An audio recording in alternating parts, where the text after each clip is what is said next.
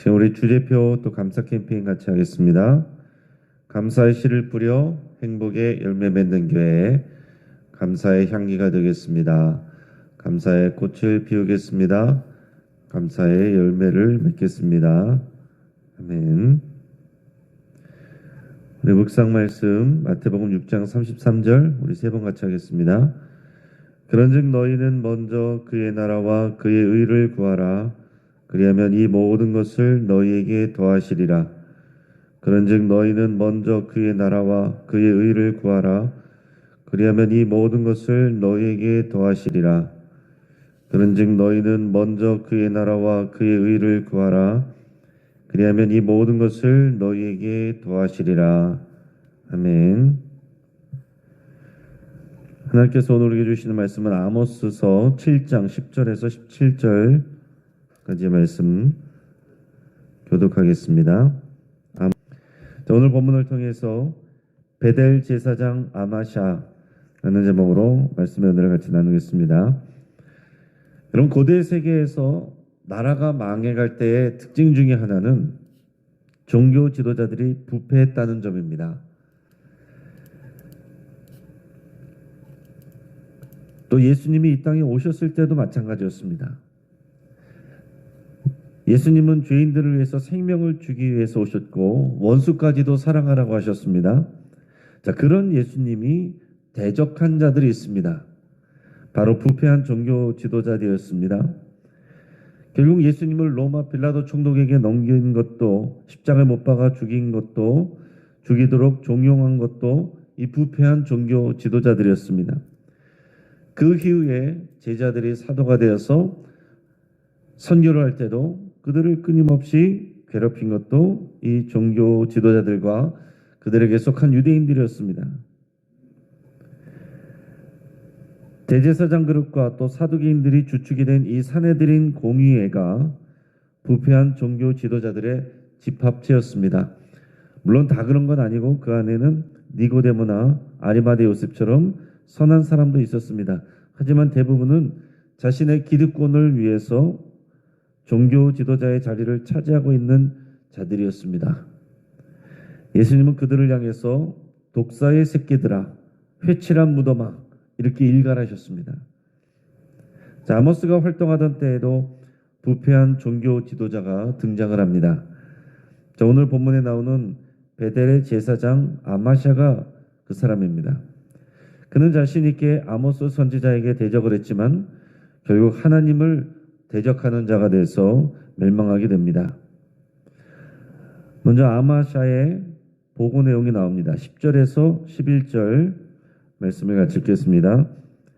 때에 베델의 제사장 아마샤가 이스라엘의 왕 여로보암에게 보내어 이르되 이스라엘 족속 중에 아모스가 왕을 모반하나니 그 모든 말을 이 땅이 견딜 수 없나이다. 아모스가 말하기를 여로보암은 칼에 죽겠고 이스라엘은 반드시 사로잡혀 그 땅에서 떠나겠다 하나이다. 아멘. 자, 이 아모스 선지자가 앞에서 세 번의 환상을 통해 하나님의 징계와 심판이 임할 것이라고 이렇게 전했습니다. 그러고 나서 이 베델의 제사장 아마샤가 등장을 하는데, 이 사람은 북이스라엘 여로보암 왕에게 이 아모스를 고발하는 그런 보고를 보냅니다. 그는 이스라엘 족속 중에서 아모스가 왕을 모반하였다. 또 그의 모든 말을 이스라엘 땅이 견딜 수 없는 지경이 되었다. 이렇게 왕에게 보고를 했습니다.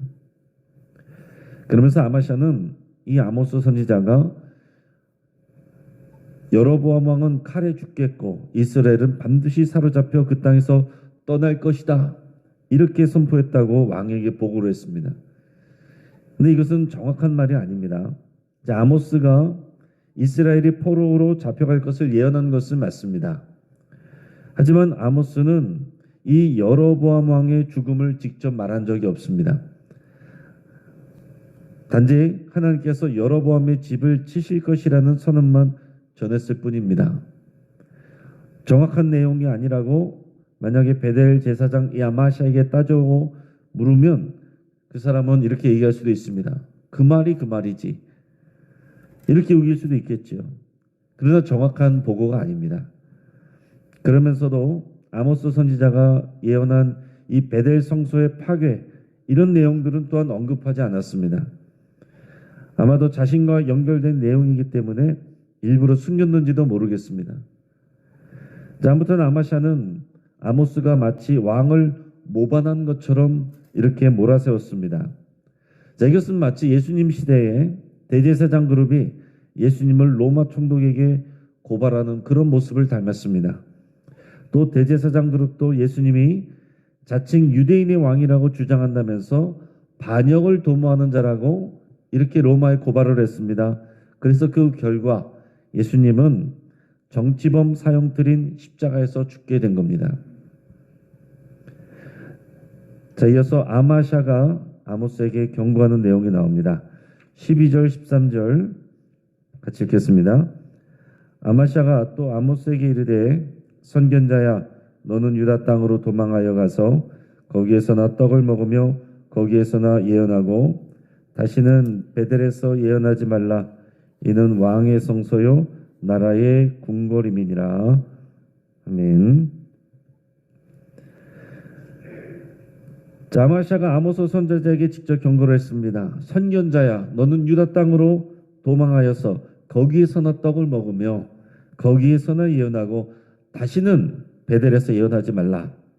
이 베델은 왕의 성소고 왕의 궁궐이니라. 이렇게 얘기했습니다. 지금 아마샤는 아모스 선지자를 겁박하고 있습니다. 신변이 위험해질 테니 유다 땅으로 빨리 도망가라. 이런 말입니다. 거기서 예언하며 거기서 떡을 먹으라. 이렇게 말합니다. 그럼 그 당시에 이 전문적인 선지자들은 예언 활동을 하면서 대가를 받고는 했습니다.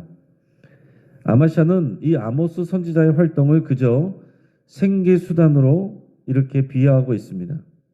남유다에 가서나 예언하면서 벌어먹고 살라, 밥 빌어먹고 살라 그런 말입니다. 그러면서도 베델에서는 예언하지 말라 그랬습니다. 왜 그렇습니까? 자신이 베델의 제사장이니까 여기는 내 구역이니까 여기서 하지 말라 그런 내용입니다. 그러면서도 또한 구체적인 이유가 있습니다. 첫째는 이 아마샤는 유다 예루살렘보다 베델이 더 우월하다고 여기고 있습니다. 그 당시에 북이스라엘이 남유다보다 더 풍부한 그런 경제력을 가졌고 또 넓은 영토를 차지하고 있었기 때문에 남유다의 예루살렘의 성소보다 이 베델에서 금송아지 앞에 드리는 이 성소가 더 능력 있다, 더 우월하다 이런 생각을 갖고 있는 거예요. 또 베델에서는 예언하지 말라고 한 두 번째 이유는 베델은 왕의 성소이고 이 나라의 궁궐이기 때문이라고 말했습니다. 자, 성소라는 것은 하나님께 예배하고 제사하는 곳입니다. 그런데 지금 베델의 제사장 아마샤가 뭐라고 하냐면 이것은 하나님의 성소다 이렇게 말하는 게 아니고 이것은 왕의 성소다, 나라의 궁궐이다 이렇게 얘기를 하는 겁니다. 자, 이것은 무슨 얘기예요? 이 베델 제사장 아마샤는 하나님을 섬기는 제사장의 임명을 감당하고 있는 사람이 아닙니다. 그는 왕에게 충성하는 사람이고 왕에게 녹을 받아 먹으면서 그 기득권을 아끼고 살아가고 있을 뿐입니다. 애초에 북이스라엘이 시작할 때에 초대 여로보암 왕이 이 베델의 금송아지를 세운 것부터가 종교적인 이유가 아니라 정치적인 이유 때문이었습니다. 이 북이스라엘 백성이 하나님을 예배하러 가기 위해서 예루살렘으로 남유다에 있는 예루살렘으로 가는 것을 막으려고 그것을 싫어해서 이 베델에다 금송아지를 세워놓고서 이게 여호와 하나님이니까 여기다 예배하라고 이렇게 한 거죠. 여러분 누가 가짜입니까? 아모스는 하나님의 말씀을 듣는 사람인데 아마샤는 왕의 말만 듣는 사람입니다. 자, 이에 대해서 아모스 선지자가 대답을 합니다. 14절에서 17절까지 말씀을 우리가 읽겠습니다. 아모스가 아마샤에게 대답하여 이르되 나는 선지자가 아니며 선지자의 아들도 아니라 나는 목자요 뽕나무를 재배하는 자로서 양떼를 따를 때에 여호와께서 나를 데려다가 여호와께서 내게 이르시기를 가서 내 백성 이스라엘에게 예언하라 하셨나니 이제 너는 여호와의 말씀을 들을지니라. 내가 이르기를 이스라엘에 대하여 예언하지 말며 이삭의 집을 향하여 경고하지 말라 하므로 여호와께서 이와 같이 말씀하시기를 내 안에는 성읍 가운데서 창녀가 될 것이요 내 자녀들은 칼에 엎드러지며 내 땅은 측량하여 나누어질 것이며 너는 더러운 땅에서 죽을 것이요 이스라엘은 반드시 사로잡혀 그의 땅에서 떠나리라 하셨느니라. 아멘. 자, 아모스 선지자가 아마샤에게 대답을 합니다. 이 아모스는 원래 전문적인 선지자가 아니라 양을 치는 목자고 뽕나무를 재배하는 자다. 이렇게 대답합니다. 이게 맞는 얘기죠. 아모스는 전문적인 선지자로 활동하려고 했던 것이 아니고 양을 치고 뽕나무를 재배하는 그런 사람이었습니다. 그렇기 때문에 그는 생계를 위해서 선지자 노릇을 하는 게 아닙니다. 아모스가 양을 치고 있을 때 어느 날 하나님께서 그를 부르셨고 내 백성 이스라엘에게 예언하라 이렇게 갑자기 말씀하셨기 때문에 자기는 그저 순종하고 있을 뿐이라고 말합니다. 그 하나님이 지금 아모스를 통하여 아마샤에게 말씀을 하십니다. 아모스는 아마샤에게 여호와의 말씀을 들으라 그러면서 그 즉시로 하나님의 말씀을 그 심판을 선포를 합니다. 그 내용은 이 아마샤에 대한 개인적인 하나님의 징계와 심판으로 시작이 돼요. 아모스에게 이 아마샤가 이삭의 집에 대하여 경고하지 말라고 그랬는데 하나님께서 이 말씀을 들으시고 이 아모스 선지자의 입을 통해서 말씀하시기를 아마샤의 아내는 성읍 가운데서 창녀가 될 것이고 그의 자녀들은 칼에 엎드러지며 그의 땅은 측량하여 나누어질 것이라 이렇게 말씀합니다. 그리고 아마샤는 더러운 땅에서 죽을 것이다. 또한 이스라엘은 반드시 사로잡혀 그의 땅에서 떠나게 될 것이다. 이렇게 말씀하십니다. 자, 거룩을 추구해야 되는 제사장과 또 그로 인해서 복을 받을 만한 그런 이 사람과 가정이 사실은 철저하게 하나님을 등지고 있는 사람이기 때문에 하나님의 처절한 이런 징계와 심판이 임한다는 겁니다. 거룩을 추구해야 될 이 가정이 더럽혀지고 그리고 이 이스라엘 나라는 반드시 사로잡혀서 그의 땅에서 떠나게 될 것이다. 포로로 잡혀가고 여러 나라로 흩어지게 될 것이다. 이런 말씀이죠. 그리고 실제적으로 역사 속에서 주전 722년에 북이스라엘은 아수르 제국에 의해서 멸망하고 또 세계 여러 곳으로 이렇게 흩어져서 떠나게 됩니다. 이제 말씀을 정리합니다. 망하는 나라에는 부패한 종교 지도자가 항상 있었습니다. 종교 지도자가 부패할 때 또한 나라가 망합니다. 베델의 제사장 아마샤는 여로보암 왕에게 보고하기를 아모스가 모반하였다 이렇게 보고합니다. 자신에게 유리한 말만 편집해서 전합니다. 아마샤는 하나님의 말씀을 듣는 자가 아니라 왕의 말만 듣는 자이고 자기가 하고 싶은 말만 하는 사람입니다. 그는 하나님을 섬기는 자가 아니라 왕을 섬기는 자입니다. 결국은 자기 자신의 사회적 지위와 기득권을 섬기는 자이지 하나님의 일꾼이 아닙니다. 하나님은 아모스 선지자를 통해서 아마샤와 그 집과 이스라엘의 멸망을 선포하고 계십니다. 베델의 제사장 아마샤는 하나님을 떠나서 하나님의 말씀을 듣지 않고 형식적인 예배를 하며 자기 기득권과 재물만 사랑하는 이스라엘의 또 상류층을 대표하는 사람이라고 할 수 있습니다. 그러니까 이 아마샤에 대한 심판은 곧 북이스라엘의 그 상류층에 대한 심판이고 이스라엘 전체에 대한 심판이 됩니다.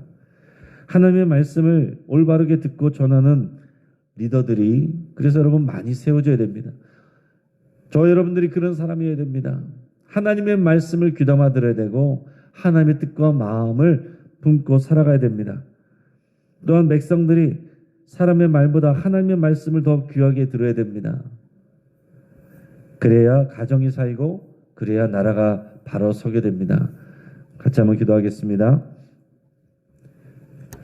오늘 이 시간 말씀을 붙잡고 함께 기도하겠습니다.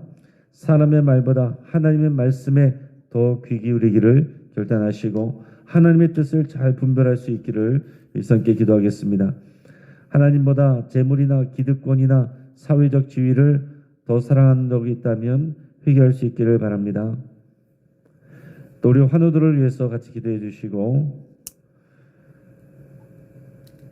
또 금요 기도회를 위해서 오늘 있을 금요 기도를 위해서 함께 기도해 주시고 또 이 나라를 위해서 함께 기도하실 때 저마다의 주장으로 혼란스러운 이때입니다. 하나님의 말씀과 뜻이 이 땅에 분명하게 나타나기를 위해서 함께 기도하겠습니다. 우리 주여 한 마음으로 짓고 합심해서 함께 기도합니다. 주여